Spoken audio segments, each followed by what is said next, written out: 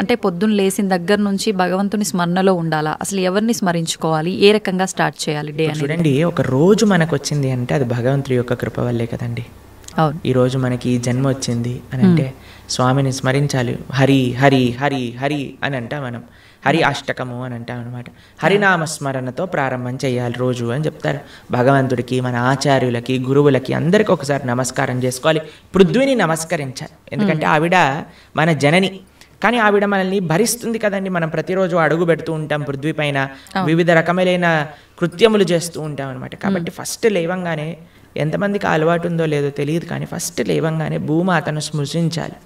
శ్లోకములు ఉన్నాయండి, శ్లోకములు నేర్చుకోగలిగితే నేర్చుకోండి. కానీ ఆ భావన, అమ్మా నీ పైన అడుగు పెడుతున్నాను కదా, మమ్మల్ని క్షమించు, మమ్మల్ని రక్షించు అనే ఒక భావనతో మనము నేలని స్పృశించి నమస్కరించుకోగలిగితే అది చాలా అద్భుతమైన విషయం అనమాట. దాని తర్వాత మనం భగవంతుని స్మరించి పృథ్వీని స్పృశించి నమస్కరించుకొని మన గురువులకి, ఆచార్యులకి నమస్కారం చేసుకొని, మీకు ఒక విషయం చెప్తాను. అన్నిటికంటే ముందు 2 అక్షరాలతో ప్రారంభమయ్యేది రోజు పూర్వకాలంలో, హరి అని. ఇప్పుడు కూడా 2 అక్షరాలతో ప్రారంభం అవుతుంది, కాఫీ అని.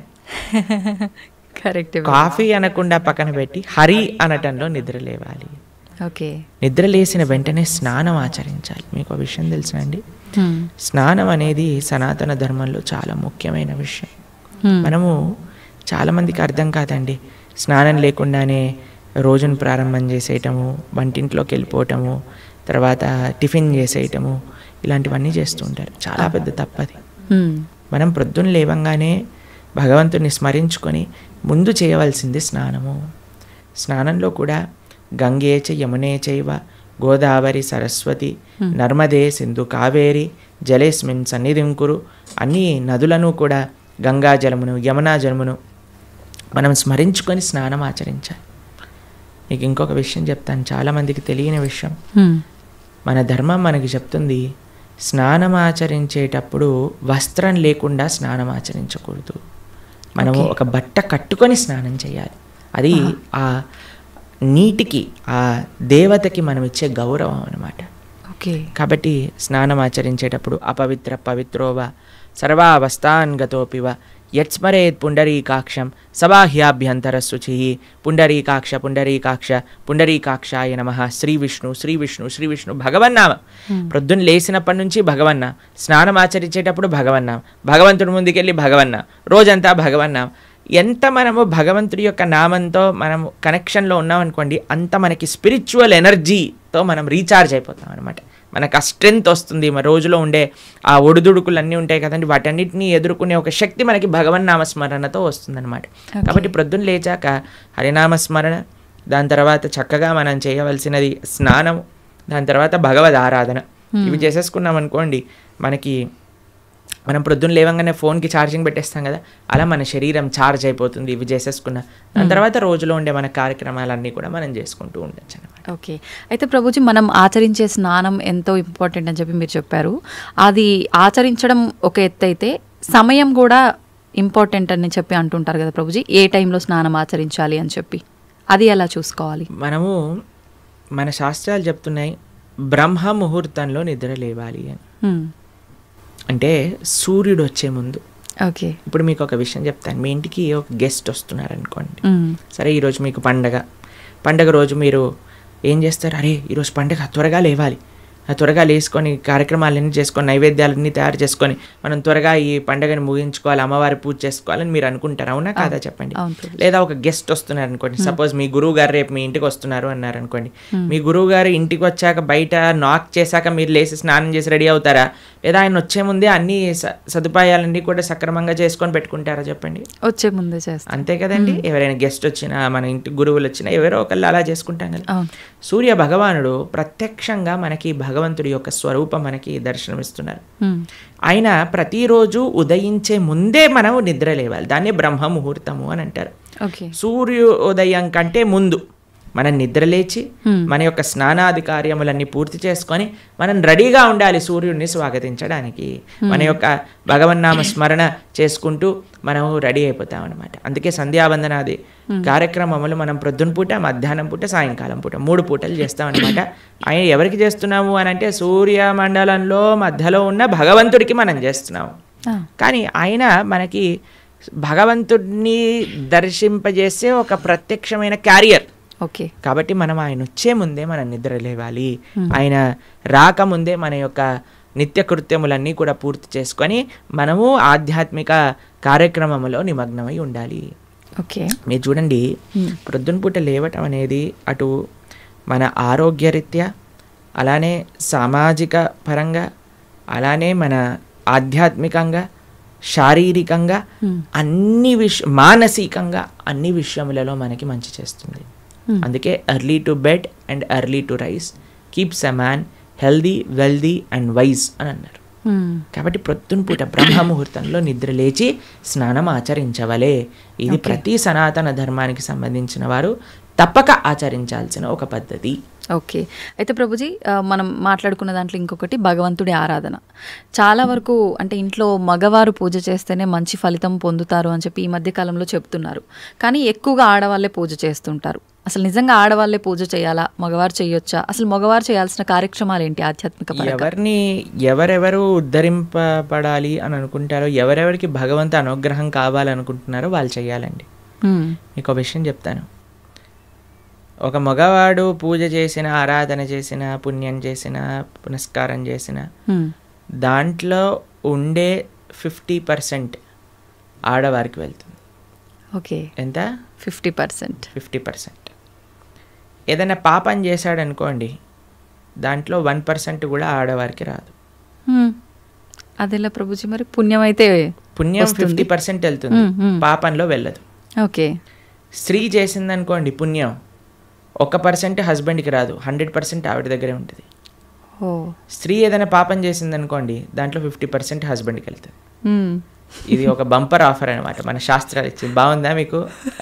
బాగా అనిపిస్తున్నట్టుంది మీకు. శ్రీ ప్రభుపాదుల వారు ఒక దగ్గర ప్రస్తావన చేస్తారు, everybody has to fly their own plane అంటారు. మనకి అంబరీష మహారాజు గారి వృత్తాంతంలో వస్తుంది.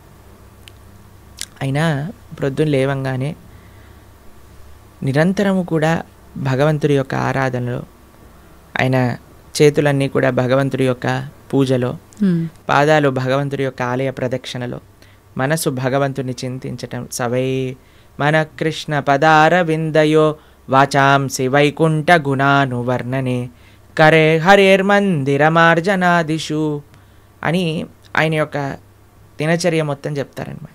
ఇక్కడ వారి భార్య ఆరాధనకి నీళ్లు తెచ్చి తేవడానికి హెల్ప్ చేసినా సరే ఆయన అనేవారట, నా పూజ నేను చేసుకుంటాను, మళ్ళీ నీ పూజ నువ్వు చేసుకో.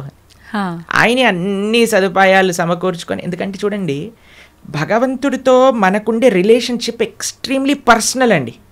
స్వామి మన తండ్రి, స్వామి మన తల్లి.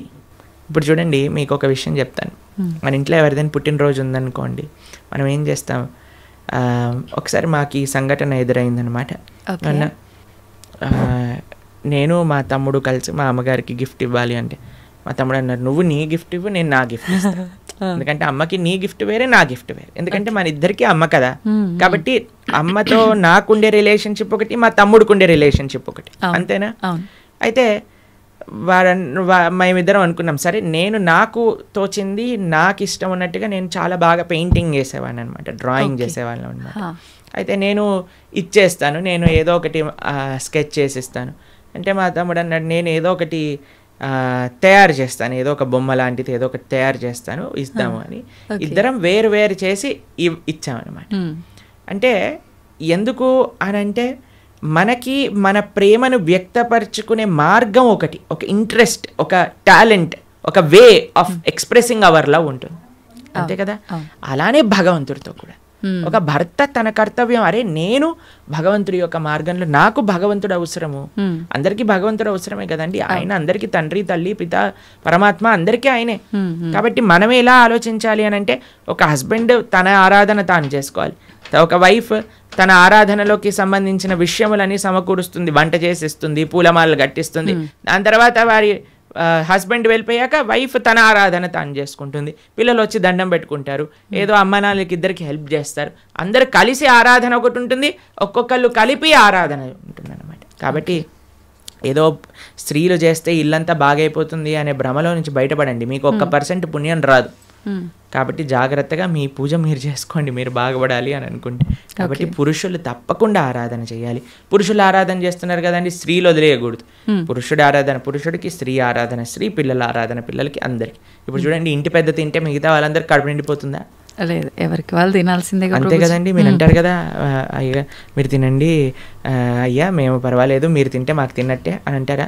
లేదా మీ హస్బెండ్ వచ్చి అమ్మ నువ్వు తినేసి నాకేం పర్వాలేదు, నువ్వు తింటే నేను తిన్నట్టే అంటారా? కాదు కదా. ఎవరెవరికి శక్తి కావాలంటే వారు వారు భోజనం చేయాలి. అలానే మనం కూడా మనకి శక్తి కావాలి, మనకి భగవంతుడి యొక్క కృప కావాలి అంటే మనం భోజనం చేస్తే ఎలా అయితే మనకి శక్తి వస్తుందో మనము ఆరాధన చేసుకుంటే అలా మనకి భగవంతుడి యొక్క కృప అనేది లభిస్తుంది. ఓకే ప్రభుజీ, చాలామంది ఏదైనా మంచి జరిగినా చెడు జరిగినా నా అదృష్టం బాగాలేదు, నా రాత ఇంతవరకే ఉంది, భగవంతుడు ఇలా రాశాడు అని చెప్పి అంటూ ఉంటారు. నిజంగా అంటే మన చేతిలో ఏముండదా, మనం చేసే పనులను బట్టి మన లైఫ్ని డిసైడ్ చేసుకోవడం? భగవంతుడు పుట్టినప్పుడే అవన్నీ డిసైడ్ చేసి ఇలా అని చెప్పి చూస్తాడా? మనకి ఒక సర్కమ్స్టెన్స్ ఇస్తాడండి భగవంతుడు. చాయిస్ ఎప్పుడు మన చేతుల్లోనే ఉంటుంది, మనం ఏం చేయాలి అని. ఫర్ ఎగ్జాంపుల్ మీకు ఒక విషయం చెప్తాను. ఒకరికి ఇల్లు రాసుంది, ఒకళ్ళి ఇల్లు మీకు మీ జీవితంలో కలుగుతుంది అని రాసి ఉంటుందండి. కానీ ఆ ఇంట్లో ఏం చేస్తారనేది మీ చేతుల్లో ఉంది. ఓకే, ఇల్లు వస్తుందనే వరకు మాత్రమే మన చేతుల్లో ఉంది. ఇంట్లో ఏం చేస్తాం, మనం ఒక చక్కటి పూజ చేసుకుంటామా, పునస్కారం చేసుకుంటామా, లేదా 10 మందిని పిలిచి మందు పోసి డాన్స్లు వేస్తామా అనేది మన చేతుల్లో ఉంది. మీరు కానీ మంచి ఆరాధన చేసుకున్నారనుకోండి, ఆ పుణ్యాన్ని బట్టి మీకు నెక్స్ట్ ఏమవుతుందో రాసింది. లేదు మనం తప్పు చేసామనుకోండి, ఆ తప్పు బట్టి నెక్స్ట్ కర్మ ఏర్పడుతుంది అనమాట. What is return is what you will get. మనకేం వస్తుంది అని, దాంతో మనం ఏం చేస్తాము అనేది రాసలేదు, అది మనకు వదిలేశాడు భగవంతుడు. మన విచక్షణతో మంచి మనస్సుతో మనం దాన్ని ఆచరణ చేయాలి. అంటే మన చేతిలో ఉన్నట్టే 100% మన చేతుల్లో ఉంది. ఇప్పుడు అంటుంటారు కదా, పరిస్థితులను బట్టి ఇంట్లో వాతావరణాన్ని బట్టే పిల్లల బుద్ధులు కూడా అని చెప్పి, ఇప్పుడు ఇది కూడా అలాగే భగవంతుడు మనకు ఒక ప్లాట్ఫామ్ ఇచ్చి వదిలేశారు, ఎలా అనేది మన చేతుల్లోనే ఉంది. ఇప్పుడు మీకు ఒక ఫోన్ ఇచ్చారనుకోండి, ఫోన్ ఇచ్చారు, ఫోన్తో మీరు ఏం చేయొచ్చు అనేది మీ చేతుల్లో ఉంది. ఒకళ్ళు ప్రవచనమైనా అయినచ్చు, లేదా పిచ్చి పిచ్చి సీరియళ్ళు సినిమాలైనా చూడొచ్చు. ఫోన్ రావటం మన చేతుల్లో ఉంది, దాంతో ఏం చెయ్యాలి మీ చేతుల్లో. ఇప్పుడు మీరేం చేస్తారు, పిల్లల్ని స్కూల్లో వేస్తారు, మంచి స్కూల్ చూస్తారు, అరే ఈ పిల్లలు మంచి చదువుకోవాలి, మంచి స్కూల్లో చదువుకుంటే వాళ్ళు మంచి మార్గంలోకి వెళ్తారు, కష్టమైనా ఏదైనా సరే కష్టపడైనా సరే వాళ్ళకి మంచి స్కూల్లో జాయిన్ చేస్తారు. మంచి స్కూల్లో జాయిన్ చేశాక వాడు చదువుతాడా లేదా అనేది ఎవరిపైన నిర్ధారణ పడి ఉంటుందండి? వాళ్ళపైన. ఒక స్కూల్లో ఒక టీచర్ 10 మందికి ఒకటే రాగంగా చదువు చెప్తుంది, కానీ ఒక్కొక్కరు ఒక్కొక్క విధానంగా చూసుకుంటారు. ఎందుకు? వాళ్ళ శ్రద్ధ బట్టి. ఓకే, అలానే మన జీవితంలో కూడా ఏమీ నీ దగ్గరకు వస్తుంది అనేది రాసి ఉంటుంది, దాన్ని ఎలా యూజ్ చేస్తావు అనేది నీ చేతుల్లో ఉంది. ఓకే ప్రభుజీ, అంటే దీని ఆధారంగా తీసుకుంటే అంతా మంచిగా ఎక్కువ డివోషనల్ సైడ్ ఉండి అన్ని మంచి పనులు చేసి న్యాయంగా ఉన్న వాళ్ళు కూడా చాలామంది ఇబ్బందులు పడుతున్న వాళ్ళని కూడా చూస్తున్నాం కదా, మరి భగవంతుడు అలాంటి వాళ్ళకి ఎందుకు సపోర్ట్ చేయడంటారు? మీకు ఒక విషయం చెప్తాను, చాలా జాగ్రత్తగా ఆలోచించవలసిన విషయం. నిజంగా ధార్మికంగా, నిజంగా ఆధ్యాత్మికంగా ఉంటే వాడెప్పుడు నాకు ఇబ్బంది వచ్చిందని అన్నాడు. మీకు ఒక విషయం చెప్తాను. మా అమ్మమ్మ ఆవిడ పెద్దజీయర్ స్వామి వారి యొక్క శిష్యులు అనమాట. అయితే చాలా వృద్ధురాలు, 85 years దాటిపోయి ఉంటుంది. నడిచేటప్పుడు ఇలా వంగిపోయి నడుస్తారనమాట, మొత్తం ఇలా కిందికే చూస్తారు ఆల్మోస్ట్గా. చాలా ఆరోగ్యం అస్సలు బాగుండదన్నమాట. అయితే మాకు ఒకసారి ఫోన్ చేశారు. ఫోన్ చేశాక ఆవిడ రోజు ఒక 6-7 గంటలు భగవన్ నామ స్మరణ చేస్తారు, విష్ణు సహస్రనామం రోజు 2 పూటలు చదువుకుంటారు, గీతా పారాయణ చేస్తారు, అన్నీ చేస్తారు. ఒకసారి నాకు ఫోన్ చేశారు, ఆ అమ్మమ్మ యొక్క ఆరోగ్యం అస్సలు బాగాలేదు, ఫోన్ చేసి ఆవిడ యొక్క ఆరోగ్యం బాగా అవ్వాలి, భగవంతుడికి ప్రార్థన చేస్తున్నానని చెప్పు అని అన్నారనమాట. అస్సలు అంటే అస్సలు బాగాలేదండి ఆరోగ్యం. అప్పుడు మేము ఫోన్ చేసాం. ఫోన్ చేసి మీకోసం ప్రార్థన చేస్తామండి, మీ ఆరోగ్యం బాగా అవ్వాలి అని అంటే ఆవిడ అన్నారు, ఆరోగ్యం కోసం ప్రార్థన చేయాల్సిన అవసరం లేదు, ఈ ఆరోగ్యంలో తక్కువ ఎక్కువ అవుతూనే ఉంటుంది. నేను భగవంతుని ఎల్లప్పుడూ గుర్తుపెట్టుకోవాలి, మా ఆచార్యులు చెప్పిన విషయాలన్నీ మాకు గుర్తుండాలి, చనిపోయే చిట్ట చివరి క్షణంలో ఆ స్వామి యొక్క ఆ స్మరణ నాకు రావాలి అని దండం పెట్టుకో, ఆరోగ్యం గురించి దండం పెట్టుకోవాల్సిన అవసరం లేదు అని చెప్పి. నిజంగా ధార్మికమైన చింతన ఎవరికైనా ఉందనుకోండి, వారు ఎప్పుడూ కూడా నాకు వచ్చే కష్టం అని అనుకోరండి. వచ్చే ఒకటే కష్టం ఏంటో తెలుసా అండి, భగవంతుణ్ణి విస్మరించటమే నిజమైన కష్టం జీవుడికి. అది లేనప్పుడు ఏ కష్టంలోనైనా సరే భగవంతుడు కుంతిమారని ఏమంటుందో తెలుసా అండి, అయ్యా నాకు ఇంకా కష్టాలు ఇవ్వు కృష్ణ అంటుంది. ఎందుకో తెలుసా, కష్టాలు ఇచ్చినప్పుడు నిన్ను గుర్తొస్తున్నారు, మాకు సుఖాలు వచ్చాయనుకో నిన్ను మర్చిపోతామని. కాబట్టి ధార్మిక చింతన ఉన్న ఏ వ్యక్తి కూడా కష్టం వచ్చింది అని అనుకోడు, ప్రతి ఒక్కటి భగవత్ ప్రసాదంగా స్వీకరిస్తారు. ఓకే, అది ముఖ్యమండి. మాకు ఎంతోమంది, మీకు విషయం చెప్తాను, శ్రీల కదంబకానన స్వామి అని మా ఇస్కాన్లో ఒక స్వామీజీ ఉంటారనమాట. ఆయనకి 4th స్టేజ్ క్యాన్సర్. ఈరోజు టెస్ట్కి వెళ్ళారు, తెలిసిపోయింది, రేపు అడ్మిట్ అవ్వాలి డాక్టర్ అని చెప్పారు. మీరు ట్రీట్మెంట్లో ఉన్నారనుకోండి, 1 year మీరు హాస్పిటల్లో ఉండండి, మేము మీకు ట్రీట్మెంట్ చేస్తాము, ఒక 2-3 సంవత్సరాలు బ్రతుకుతారు మీరు అన్నారు. ఆయన అన్నారు, భగవంతుడు ఇచ్చిన జన్మ నాకు, దీన్ని భగవంతుడి యొక్క సేవలో వినియోగించుకోవాలి, 2-3 సంవత్సరాలు ఎక్స్ట్రా బ్రతకడం వల్ల ఏం చేసేది లేదు, కాబట్టి నేను బృందావనానికి వెళ్ళిపోతాను అని అన్నీ వదిలేసి బృందావనానికి వచ్చేసారు. సంవత్సరం పాటు అక్కడ పూర్తిగా తెలుసు ఆయనకు, ఒక్కొక్క రోజులో నా రోజు అయిపోతుంది, ఇంకా డాక్టర్స్ చెప్తున్నారు ఇంకా 10 రోజులు, ఇంకా 2 రోజులు, ఇంకొక రోజు మాత్రమే. బిందాస్గా కూర్చొని చేర్పైన వాళ్ళ శిష్యులందరికీ కూడా ఉపదేశం చేసి, కీర్తన చేస్తూ, భగవన్నామ స్మరణ చేస్తూ, విగ్రహాలు ముందే పెట్టుకొని రోజు ఆరాధన చేస్తూ, చిట్ట చివరి రోజు కూడా నవ్వుతూ బ్రహ్మాండంగా ఆనందంగా ఆ మృత్యు యొక్క ఒడిలోకి, అంటే భగవద్భక్తులకు మృత్యు రాదండి, శ్రీకృష్ణ పరమాత్మ డైరెక్ట్గా వస్తారనమాట. కాబట్టి కష్టం ఏమి కష్టం కాదండి ఈ ప్రపంచంలో. కష్టం వచ్చినా సరే అది మనం పూర్వజన్మ చేసుకున్న ఫలము. ఇప్పుడు మీరు ఆయన మంచోడు అని అంటున్నారు అంటే, లేదా మంచి చేస్తున్నారు అనుకుంటున్నారు, ఇంతకు ముందు ఏం చేశామో మీరు చూసారా? లేదు. మనం ఇంతకు ముందు జన్మలో ఏం చేసుకున్నామో మనకు తెలియదు కదా. కాబట్టి కష్టం వస్తుంది అని అంటే అకారణంగా కష్టం ఎందుకు ఇస్తాడండి? భగవంతుడికి ఏం పని లేదా? ఆయన ఇక్కడ ఉన్నారు కదా హైదరాబాద్లో మూసాపేటలో, ఆయన కష్టం ఇవ్వండి కొద్దిగా చూద్దాం ఎలా బాధపడతాడో అని ఆయన ఏమన్నా పైన వైకుంఠం నుంచి ఆ పని చేస్తున్నారు చెప్పండి? లేదు. ఆయన ఎందుకు అంటాడండి ఎవరికైనా కష్టం తెప్పించాలి అని భగవంతుడు ఎందుకు అనుకుంటాడు చెప్పండి? ఇప్పుడు మీరు చూడండి, చిన్నపిల్లలు ఇప్పుడు నేను బాగా అల్లరి చేశారనుకోండి, రూమ్లో వేసేస్తారు, వేసేసి లాక్ పెట్టేస్తారు, లాక్ పెట్టేసి ఏడుస్తారనమాట పిల్లలందరూ చాలా. అమ్మాయి ఏమన్నా కావాల్సుకొని రే మా పిల్లవాడు బాగా ఏడుస్తున్నాడు అని ఆనందపడుతుందా అండి? ఎందుకు వేసింది రూమ్లో? తెలుసుకోవాలని, అల్లరి మానేయాలి, మంచిగా ఉండాలి బుద్ధిగా కదండి. అమ్మ ఒక కొట్టినా, ఒక మాట అన్నదా, తిట్టినా, రూమ్లో వేసినా, దేనికైనా సరే ఒక పనిష్మెంట్ ఎందుకు వస్తుంది? ఎందుకంటే మారి మంచి విషయములు తెలుసుకొని ముందుకెళ్తారేమో. భగవంతుడు కూడా మనకి ఏదన్నా ఇచ్చాడు అని అంటే, ఒక కష్టం ఇచ్చాడు అని అంటే, ఆ కష్టం నుంచి ఏం నేర్చుకోవాలి? Failures are stepping stones for success అని అంటారు. ఒక నష్టం జరిగిన ఒక ఏదైనా సరే, అరే మనం ఇంకా ఇంకా ఇంకా భగవన్ నామస్మరణ ఎలా చేసుకోవాలి, భగవంతుడికి దగ్గరికి ఎలా అవ్వాలి. ఇప్పుడు మీకు ఒక విషయం చెప్తానండి. బృందావనంలో లాస్ట్ ఇయర్ మేము ఆ వీడియో చూస్తున్నాం అనమాట.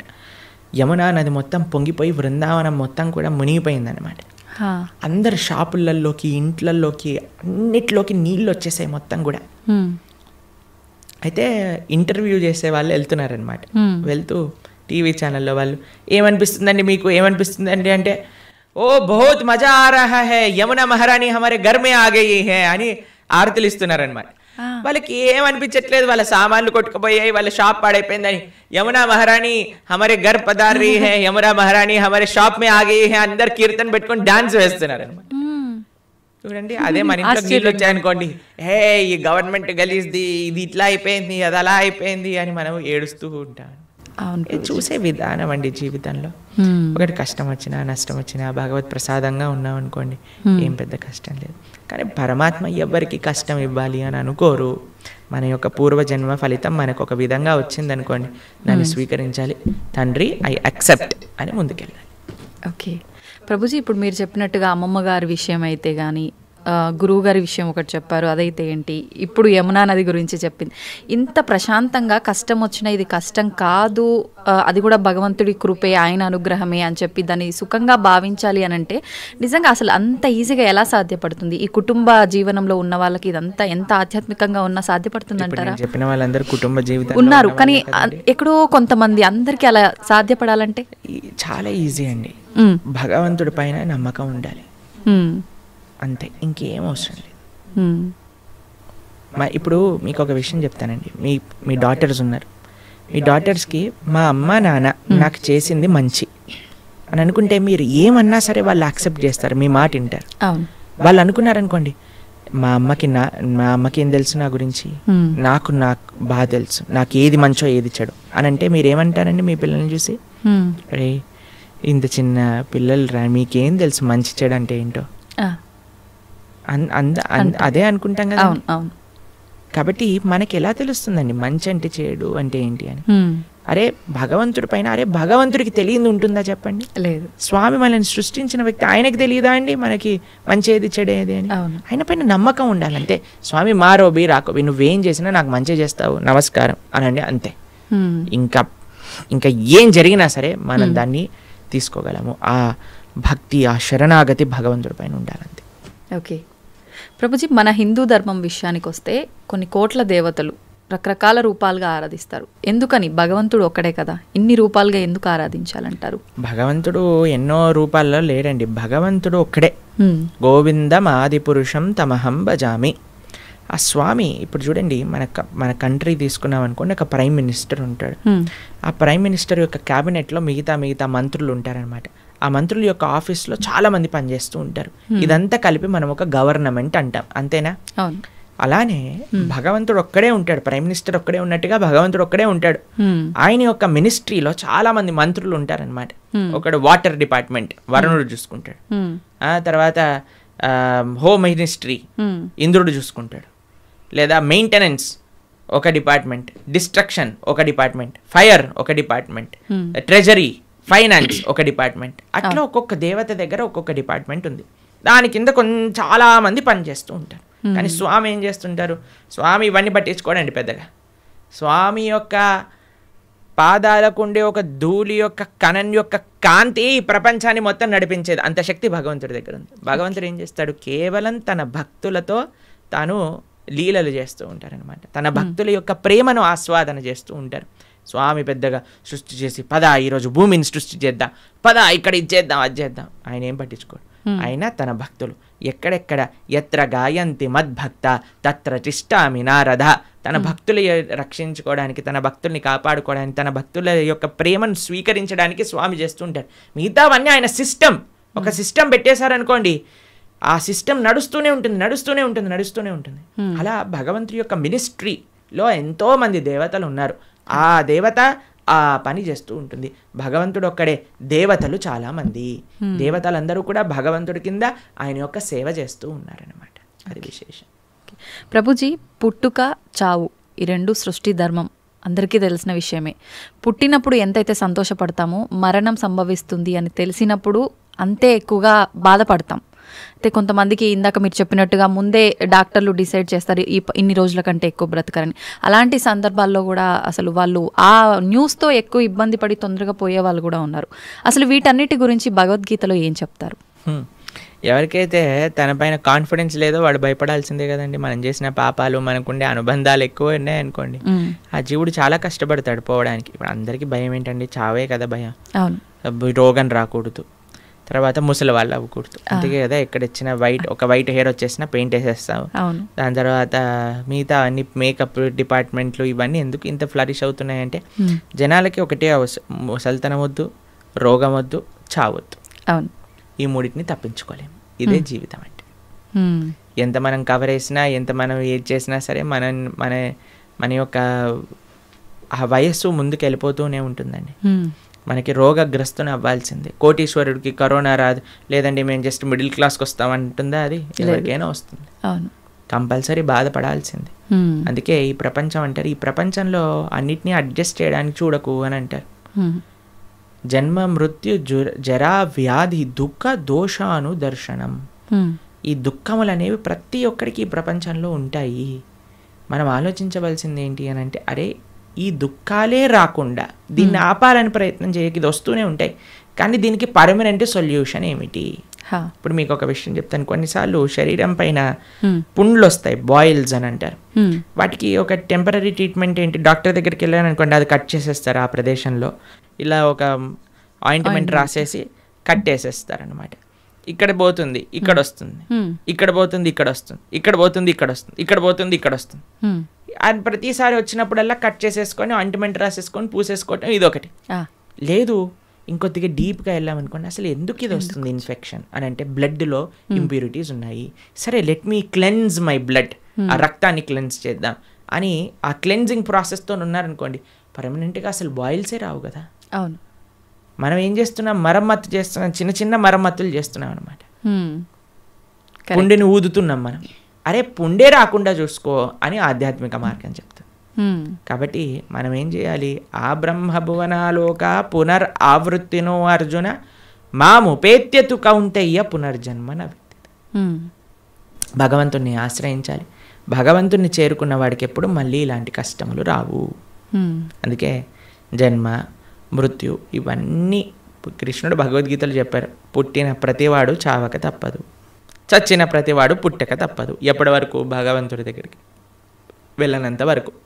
అందుకే మన మానవ జన్మ యొక్క ప్రయోజనం ఏంటి అంటే స్వామి దగ్గరికి వెళ్ళి స్వామి యొక్క సేవ చేయటము.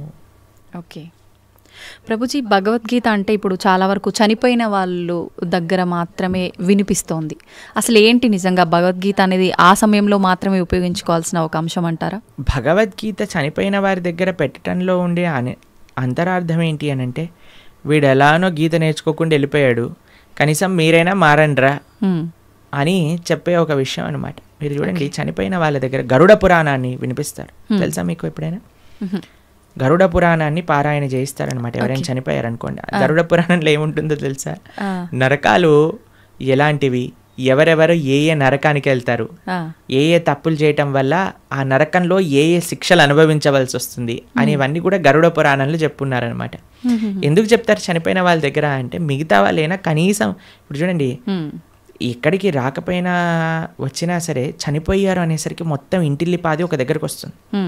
అప్పుడు వచ్చినప్పుడు ఎప్పుడైతే వాళ్ళు ఈ విషయాలు వింటారో వాళ్ళ జీవితంలో పరాకుగా ఉంటారు అని అర్థం. ఓకే, కనీసం ఆ ఎక్స్పెక్టేషన్స్ అంటారు. ఇప్పుడు చూడండి, మన పోయినవాడు పోతాడు, తర్వాత మధ్యాహ్నం ఏంటి మెన్యూ చెప్పండి, ఏమి ఆర్డర్ చేయాలి క్యాటరింగ్ నుంచి అని అందరూ కూర్చొని సినిమాలు చూసుకుంటూ హ్యాపీగా 10-15 రకాలు భోజనం చేసి హాయిగా ఎవరింటికి వాళ్ళు వెళ్ళిపోతున్నారు. చనిపోయిన వాళ్ళ దగ్గర గీత చెప్పటంలో అంతరార్థం ఏంటి అని అంటే, వాడు పోయాడు, కనీసం నీ జీవితమైనా చక్క పెట్టుకో అని. ఓకే, కానీ చనిపోయినప్పుడు వినవలసింది కాదండి గీత. ఇప్పుడు మన గీత చదువుకుంటే మన రాత బాగుపడుతుంది, అందుకోసం గీత చదవమని చెప్తారనమాట. ఓకే, అది విశేషం. ప్రభుజీ, ఆలయాల విషయానికి వస్తే ప్రతి ఆలయంలో కూడా గంటలు ముఖ్యంగా మనకు కనిపిస్తూ ఉంటాయి. ఏంటి ప్రభుజీ గంటలకి ఆలయానికి ఉన్న సంబంధం? భగవంతుడి యొక్క నివేదన చేసేటప్పుడు గంటను మ్రోగించవలే అని ప్రతి దాంట్లో మనకు గంట ఉపయోగించరండి. కొన్ని కైంకర్యములు ఉంటాయి భగవంతుడికి. స్వామి యొక్క అభిషేకం చేసినప్పుడు అన్ని వాద్యములు కూడా గంటలో ఉంటాయి, గంట స్వరూపంలో ఉంటాయి అని అంటారనమాట. కాబట్టి ఆ గంటని భగవంతుడి యొక్క నైవేద్యములలో వాడుతుంటారు. స్వామికి నివేదన చేసేటప్పుడు గంటలు మోగుతూ ఉంటాయి. మీరు తిరుమల వెళ్ళారనుకోండి, టంగ్ టంగ్ టంగ్ టంగ్ అని మోగుతూ ఉంటాయి గంటలు, నైవేద్య గంటలు అనమాట. మీకు కృష్ణుడు ఒకసారి బృందావనంలో దొంగతనం చేయడానికి వెళ్ళారనమాట. అప్పుడు ఒక గోపిక ఏం చేసిందంటే అన్ని ఉట్టి కట్టేసింది, వెన్న మొత్తం కూడా కృష్ణుడికి అందకూడదని. తర్వాత కృష్ణుడు ఏం చేసేవాడు, ఉట్టి కడితే రాయి వేసేసాడు వాడు. రాయి వేయంగానే కుండకి చిన్న రంధ్రం పడేది, చక్కగా అక్కడ నుంచి మొత్తం వెన్న ఇలా ఫౌంటైన్ లాగా షవర్ లాగా వచ్చేస్తుంది అనమాట. కింద అందరూ పాలు పెరుగు వెన్న నెయ్యి అన్ని తాగేస్తూ ఉండేవారు. అయితే ఈ గోపిక కొద్దిగా తెలివైన గోపిక, ఇప్పుడు ఏం చేసింది తెలుసా అండి, ఈ ఉట్టితో పాటు గంటలు కూడా కట్టింది. ఉట్టిని ఊపారనుకోండి గంట మోగుతుంది, వెంటనే వచ్చి కృష్ణుడిని పట్టేసుకోవాలి. తర్వాత కృష్ణుడు అన్నాడు, సరే వెయ్యండి, ఒకళ్ళ పైన ఒకళ్ళు నించోండి అనగానే ఒకళ్ళు ఉన్నారు. కృష్ణుడు పైకి ఎక్కాడు. పైకి ఎక్కగానే గంటలు చూశాడనమాట.